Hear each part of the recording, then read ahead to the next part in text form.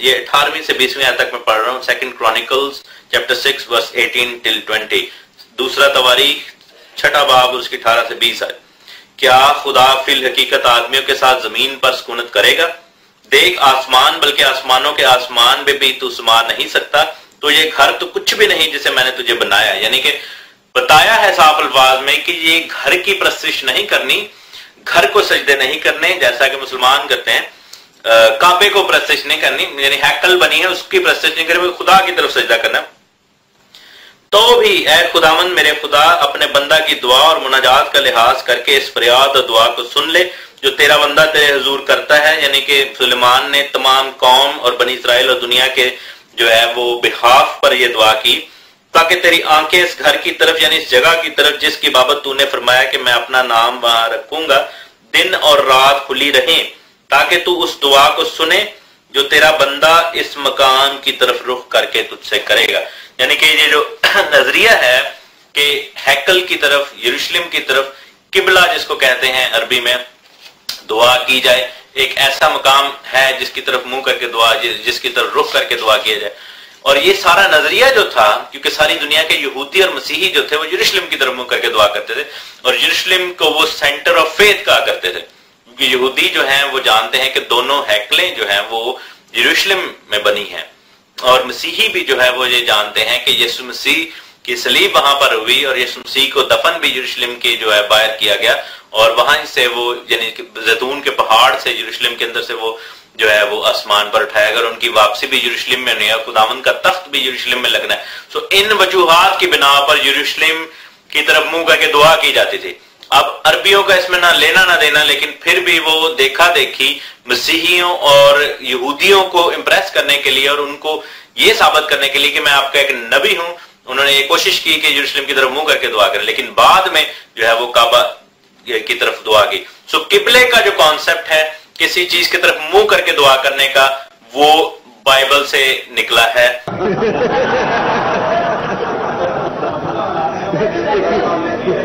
अल्हम्दुलिल्लाह रब्बिल आलमीन वस्सलातु वस्सलाम अला सय्यिदिल मुरसलीन।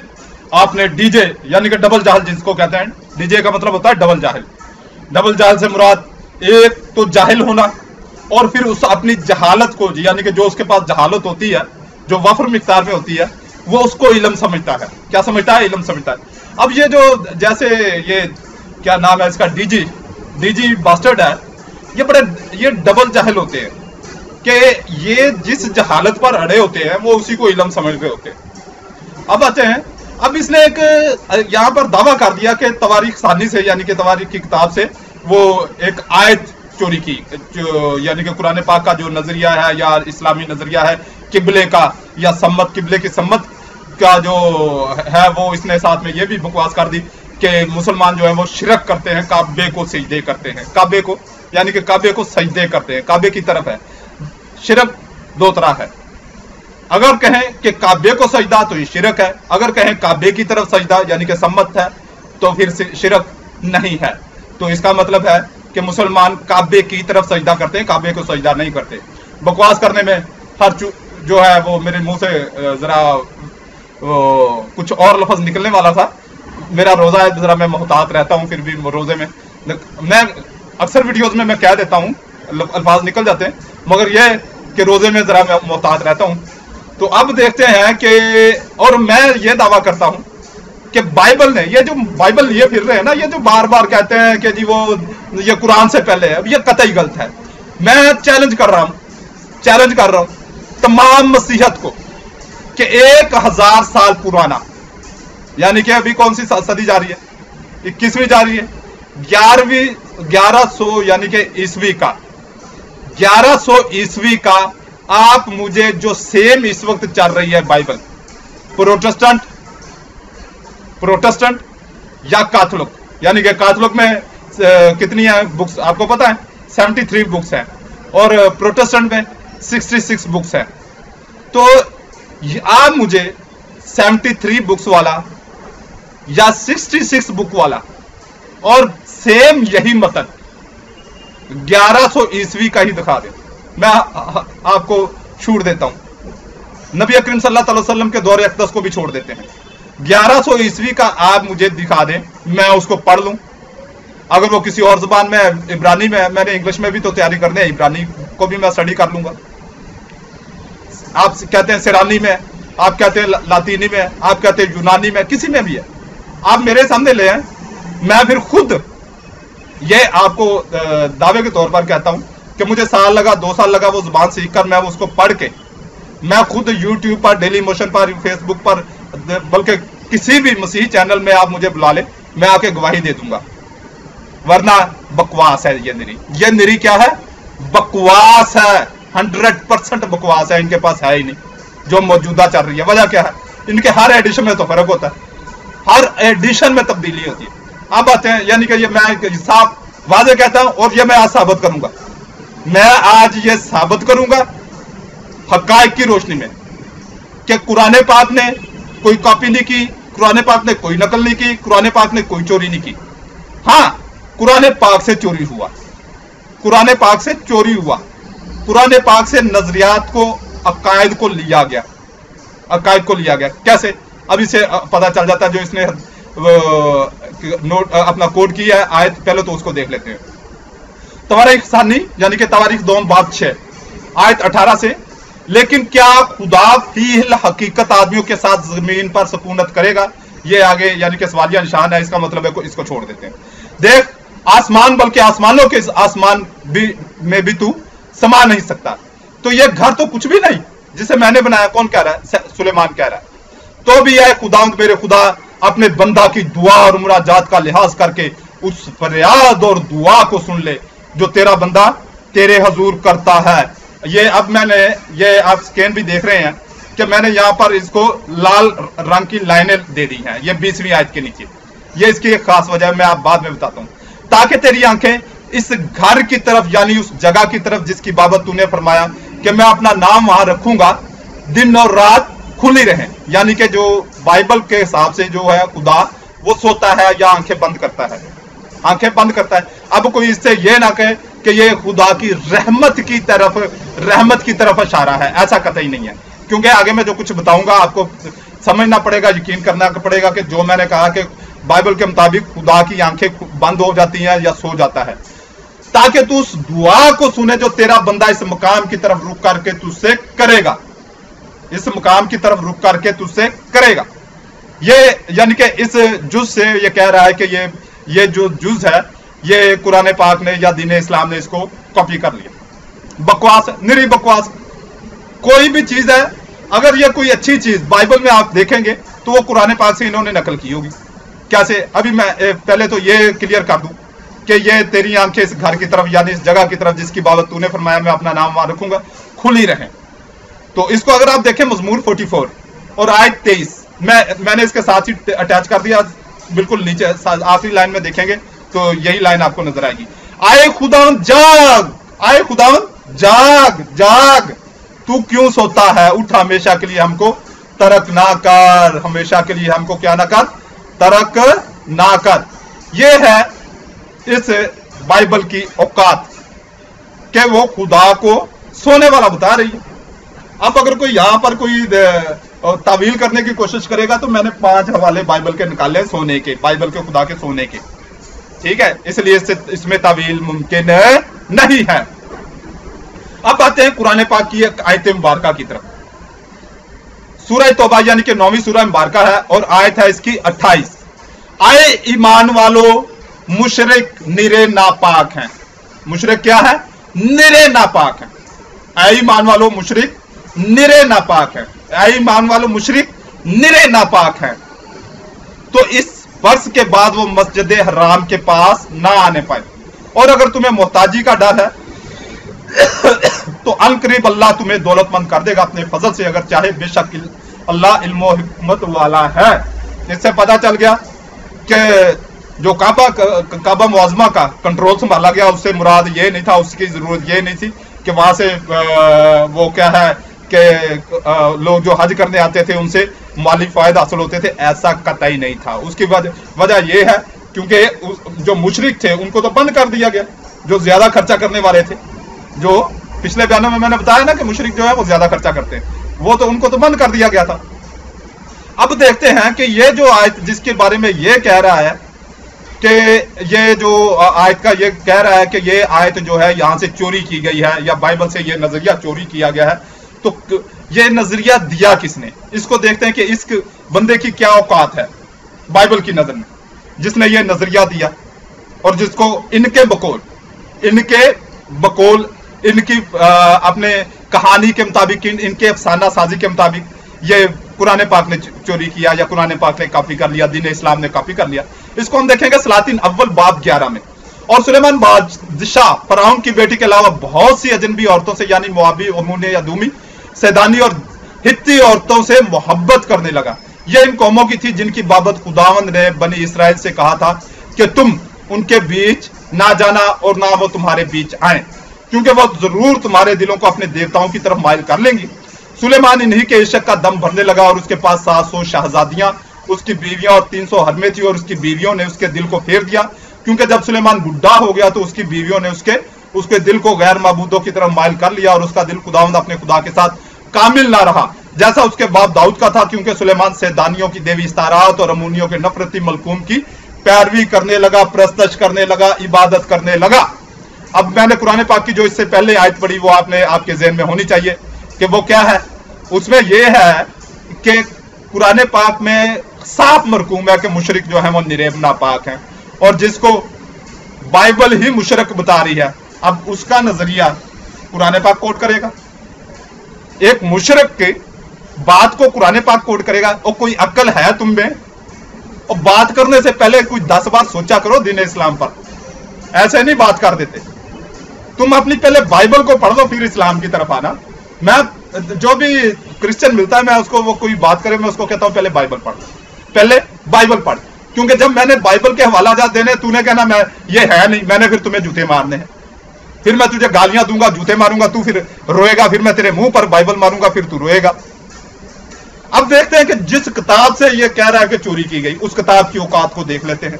तवारीख अव्वल बाब 20, और इसको हम देखेंगे 2 बाइबलों में। प्रोटेस्टेंट होंगी, प्रोटेस्टेंट एक तो है जो मैं आपके सामने ये स्कैन चल रहा है, स्कैन है ये, जो इससे पहले जो मैं पहला स्कैन पढ़ूंगा, यानी कि ये ऊपर जो आयत है तवारीख अव्वल बाब 20 और आयत है इसकी 3। ये आयत ली गई है जो लेटेस्ट, ये 2015 में जो एडिशन चल रहा उससे, और जो इससे पीछे आप नीचे देख रहे हैं अपना पीले से कलर की या ये गोल्डन कलर में जो टाइपिंग में लिखी हुई है, ये है 2005 का एडिशन, यानी कि 2005 से जो एडिशन पहले चल रहा था प्रोटेस्टेंट वालों का। ये 10 साल का डिफरेंट है। 10 साल में कितना फर्क पड़ा, यानी कि ये 2005 में ये एडिशन आ चुका था, तो ये इतना फर्क पड़ेगा, आप देख लेंगे इनमें कितना फर्क है। तवारीख अव्वल बाब 20 और इसकी आयत 3 है। और उसने शहर के बाशिंदों को वहां से निकालकर उन्हें जत्थों में तकसीम किया और लोहे की कुदालों और कुल्हाड़ों से काम करने पर लगाया। दाऊद ने बनी उमून के तमाम शहरों से ऐसा ही किया। उसके बाद दाऊद और उसके लश्कर के सारे आदमी यरूशलेम लौट आए। ये इससे आपने क्या अक्स किया? मैं आपके सामने स्कैन चल रहा है, आप दोबारा भी पढ़ सकते हैं इसको। कुदालों और कुल्हाड़ों के से काम करने पर लगा दिया।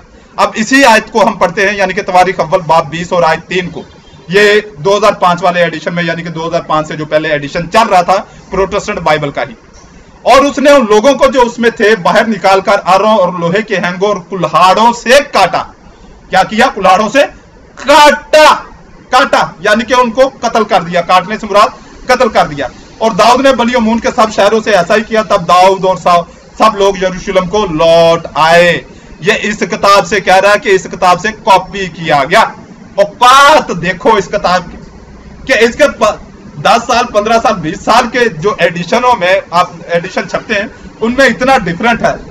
एक ही मसलक, एक ही फिरके की किताबों में इतना फर्क है। और फिर एक और मैं तवारीख दोम की, यानी कि तवारीख दोम का भी एक हवाला दे देता हूं। तवारीख दोम तवारीख सानी, यानी कि बाब 36 और आज 9 है इसकी। ये मैं जो न्यू एडिशन है उससे पढ़ रहा हूं, ये 2015 में जो चल रहा है। इसके मुताबिक यहोयाकीन 18 साल का था जब वो बादशाह बना और उसने यरूशलेम में 3 महीने और 10 दिन सल्तनत की। और उसने वही किया जो खुदावंद की नजर में बुरा था। और जो 2005 तक एडिशन चला, 2005 तक जो एडिशन चला तवारीख सानी बाब 36 और आयत 9, यहोयाकीन 8 वर्ष का था जब वो सल्तनत करने लगा और उसने 3 महीने 10 दिन यरूशलेम में सल्तनत की और उसने वही किया जो खुदा उनकी नजर में बुरा था। अगर आप ये दोनों बाइबलें इंटरनेट पर मौजूद हैं। इसके अलावा अगर आप फिजिकली भी इनको हासिल करेंगे तो आपको यही कुछ मिलेगा। और ये इनकी औकात है, ये इनकी औकात है। और ये दावा करें और ये बकवास करें कि कुरान पाक ने या कुरान पाक में यहां से नकल किया गया। और यार कोई समझ में आती है? और जिस किताब की अपनी ये औकात है कि उसके हर एडिशन में फर्क हो, वो किताब वाले कोई ऐसा दावा करें तो क्या होगा? क्या होगा? आप चलो मुसलमानों के सामने दावा करोगे, मुसलमान तो कभी भी नहीं मानेंगे। ईसाइयों के साथ सामने दावा करोगे, ईसाई फौरी तौर पर मान लेंगे, क्योंकि ईसाई चूड़े होते हैं, मुशरिक होते हैं, नापाक होते हैं, जाहिल होते हैं, डीजे होते हैं। आप हिंदुओं के सामने ले जाए जिन्होंने इसको पढ़ा हुआ, एथीस्ट के सामने ले जाए और किसी ऐसे लोगों के बल्कि आप मेरे सामने ले आए, आप बैठ जाते हैं किसी ऐसे शख्स के सामने, मैं जो है बाइबल के जो औकात उसके सामने जाहिर कर दूंगा, वो बंदा खुद फैसला कर देगा, चाहे कोई एथीस्ट है, चाहे हिंदू है, चाहे कोई भी है। यानी कि ना वो ना वो मसीही हो, ना वो मुस्लिम हो, ना वो यहूदी हो। ऐसी शख्सियत के पास ले चलते हैं, पढ़े लिखे के पास। मैं भी वहां पर हकायत दे देता हूं कि बाइबल की औकात ये है। आप कहो कि साबित करो कि नहीं जी ये चीज बाइबल से ली गई है, कुरान पाक ने ये चीज ली है, तो वो क्या करेगा? वो जूता उतारेगा और तुम्हें पीटना शुरू कर देगा वाज़ेह अल्फाज में। क्योंकि जब मैं बाइबल की ये औकात शब्द कर दूंगा। फिर मजीद हम आगे चलते हैं। सलातीन अव्वल बाब इसका सलातीन अव्वल में आप देखेंगे 26 आयत। और सुलेमान के पास रथों, रथवानों और घोड़ों के लिए 4000 अस्तबल और 12000 सवार थे। और सुलेमान, और इसी की हम देखते हैं 26 आयत पुराने एडिशन में। और सुलेमान के हां उसके रथों के लिए 40,000 थान और 12,000 सवार थे। और मजीद हम देख लेते हैं शमूएल अव्वल बाब 6 आयत 19। लेकिन खुदा ने बैत शम्मस के कुछ लोगों को सख्त सजा दी और उनमें से 70 को मार डाला। कितने को? 70 को मार डाला, क्योंकि उन्होंने खुदा के संदूक में झांका था। अब इसी को देख लेते हैं शमूएल अव्वल बाब 6 आयत 19। और उसने बैत शम्मस के लोगों को मारा इसलिए कि उन्होंने खुदा के संदूक के अंदर झांका था। सो उसने उनके 50,000 और 70 आदमी मार डाले। 50,000 और 70 आदमी मार डाले। एक एडिशन बता रहा है कि सिर्फ 70 को मारा, और एक एडिशन बता रहा है साथ में 50,000 भी थे। और यार कुछ शर्म कर लो, और कुछ बात करने से पहले बाइबल पढ़ लिया करो, बाइबल पढ़ लिया करो। लोग मुझे कहते हैं कि कादरी साहब आप जिस पहले मजहब से ताल्लुक रखते थे वो इतने घटिया लोग होते हैं, वो इतने घटिया और जलील लोग होते हैं। यार मेरी इज्जत का ख्याल कर लो। मुसलमान मुझे कहते हैं कि यार ये आप ऐसे दीन के साथ, ऐसे लोगों के साथ आपका ताल्लुक था, आप इन लोगों में से निकले हैं जो इतने घटिया और जाहिल हैं। यार कुछ मेरी इज्जत का ख्याल कर लो। फिर आप देखें यशाया बाब 3:17 आयत। इसलिए खुदा उन सेऊल की औरतों के सरों को पर फोड़े पैदा करेगा और उन्हें गंजा कर देगा। ये क्या है? ये नया एडिशन है। और पुराने एडिशन में आप देखेंगे यशाया बाब 3 आयत 17। इसलिए खुदा उन सेऊल की बेटियों के सर गंजे और यहूदा जिसने अपनी बहू के साथ यानी कि जिना किया और फिर उससे बहुत सारे अंबिया पैदा हुए। याद आया यहूदा और तमार वाला वाकया आ गया होगा। तो बहुत सारे अंबिया फिर उन्हीं से पैदा हुए, फारस से। तो इसलिए खुदा से उनकी बेटियों के साथ गंजे और यहूदा उनके बदन बेपर्दा करेगा। ये है तुम्हारी औकात, ये है औकात। फिर आगे हम चलते हैं हिजकिय्याह बाब 4 और इसकी आयत 12। तू अपनी गिज़ा जो की रोटियों की मानद खाना और उसे लोगों की निगाह के सामने इंसान के फजुला की आग पर पकाना, इंसान के फजुला की आग पर पकाना। और इसी को हम पुराने एडिशन में देखते हैं हिजकिय्याह बाब 4 आयत 12। और तू जौ के फुलके खाना और तू उनकी आंखों के सामने इंसान की नजासत से उनको पकाना।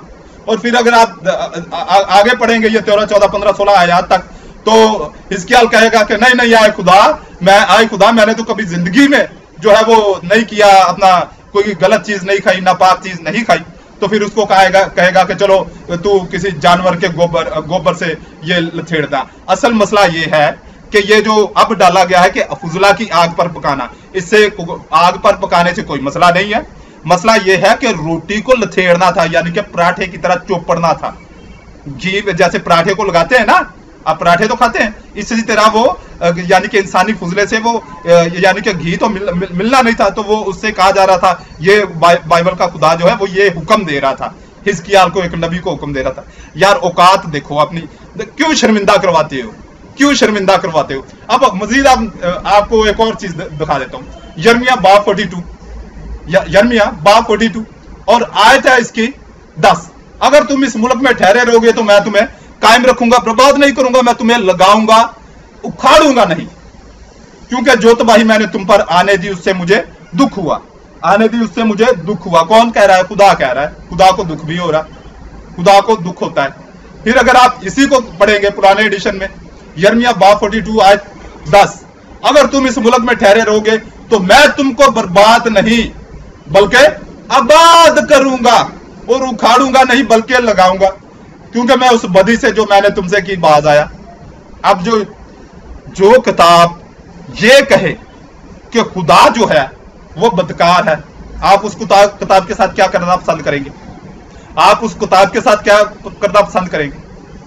अब मैंने आपके सामने आयत पढ़ी, अभी तक आपके सामने हवाला चल रहा है। भाई खुदा के साथ क्या मंसूब किया गया? बदी मंसूब की गई, यानी कि खुदा को क्या कह दिया गया? बदकार कह दिया गया, बदकार कह दिया गया। अब मैंने नहीं ये लिखा, मैंने लिखा, आपकी बाइबल है, आपकी बाइबल है, आपकी बाइबल है, मैंने नहीं कहा। अब मजीद आप देख लेते हैं, आगे चलते हैं। ये तो कुछ भी नहीं आगे, ये तो कुछ भी नहीं, आगे कुछ और भी है। आगे देखिए होता क्या है। पौलुस का खत किसके नाम? करंथियों के नाम। और इसका जो नया एडिशन है इसमें से पहले मैं पढ़ूंगा बाब अव्वल बा आयत 25, क्योंकि जिसे लोग खुदा की बेवकूफी समझते हैं, क्योंकि जिसे लोग खुदा की बेवकूफी समझते हैं वो आदमियों की हिकमत से ज्यादा हिकमत वाली है, और जिसे लोग खुदा की कमजोरी समझते हैं वो आदमियों की ताकत से ज्यादा जोरावर है। और इसी को हम देखते हैं करंथियों अव्वल बाब 1 आयत 25, ये है पुराना एडिशन, यानी कि 2005 तक जो चला। क्योंकि खुदा की बेवकूफी, क्योंकि खुदा की बेवकूफी आदमियों की हिकमत से ज्यादा हिकमत वाली है, और खुदा की कमजोरी आदमियों के जोर से ज्यादा जोर आवर है। यह है हजूर आपकी ईसाइयों, क्रिश्चियनों, मसीहों, यह है आपकी औकात, आपकी औकात, आपकी बाइबल की औकात। और आप ये कहें, आप ये दावा करें कि जी जो है वो कुरान पाक ने बाइबल से नकल की, कॉपी की। यार दावा करने से पहले आप चुल्लू भर पानी में नाक डुबो के मर नहीं जाते? जब आप अपनी बाइबल पढ़ोगे ना, आप यकीन करो आपको शर्म आएगी। ये किताब वाकई कन्वर्ट करने वाली है। ये आपकी जो बाइबल है ये कन्वर्ट कर देती है बंदे को, ये 100% है। ये पादरी भी आपको कहते हैं, मैं भी कह रहा हूं, ये डीजे भी कहीं ना कहीं ये बात करेगा आपके। अक्सर पादरी कहते हैं, नवीद मलक ने भी एक बयान में वो जिसमें मैंने इसके नवीद मलक के जवाब दिया, उसमें कहा, उसने भी कहा कि ये आज जो किताब है ये कन्वर्ट कर देती है। वाकई ये कन्वर्ट कर देती है। जिसने भी इसको तवज्जो से पढ़ा ना, वो मसीहत में नहीं रहा, वो इस गलाजत में, मसीहत की गलाजत में नहीं रहा। जिसने तवज्जो से पढ़ ली, जिसने भी एक बार तवज्जो से इस किताब को पढ़ लिया, जिसने सोचकर समझकर पढ़ लिया, वो इस गलाजत में नहीं रहा। मैंने 30 बार ये पढ़ी, सिर्फ एक बार पूरी तवज्जो से पढ़ी, और फिर मैं इस गलाजत से, यानी कि ईसाइयत की गलाजत से मैं निकल आया। वजह क्या थी? यही चीजें आज जो मैंने आपके सामने कर दी। उसके अलावा बहुत कुछ है। आप मेरे बयाना सुनते रहे, तवज्जो से आप बयाना सुनते रहे, मेरे लहजे पर, मेरे अंदाज पर, मेरे वीडियो की क्वालिटी पर ना जाए, मेरी वीडियो क्वालिटी पर ना जाए। आप सिर्फ मैं जो आपके सामने पेश कर रहा हूं उसको देखें, उन हवालाजात को चेक करें, फिर आपको पता चलेगा। फिर आप अपनी आकबत के बारे में सोचें कि क्या ये किताब जो अपना आप नहीं संभाल पाती, जिसको हर एडिशन में बदला जाता है, ये आपको क्या करेगी? जन्नत में ले जाएगी, खुदा की बादशाही में ले जाएगी। और यार जिस मजहब के लिए, जिस दीन के लिए आपके पादरियों को और आपको झूठ बोलना पड़ता हो, आपके पादरियों को आपको झूठ बोलना पड़ता हो, क्या वो मजहब, वो दीन आप को क्या खुदा की बादशाही में ले जाएगा? जन्नत में, फरदौस में ले जाएगा? ले जाएगा। आप खुद सोचो, आप खुद सोचो। अल्लाह रब्बुल इज्जत आपको दीन इस्लाम कबूल करने की तौफीक अता फरमाए। देखिए दूसरा करंथियों उसका 4था बाब उसकी 4थी आयत। यानी उन बेईमानों के वास्ते जिनकी अक्लों को इस जहां के खुदा ने अंधा कर दिया है। इस जहान के खुदा ने यानी शैतान ने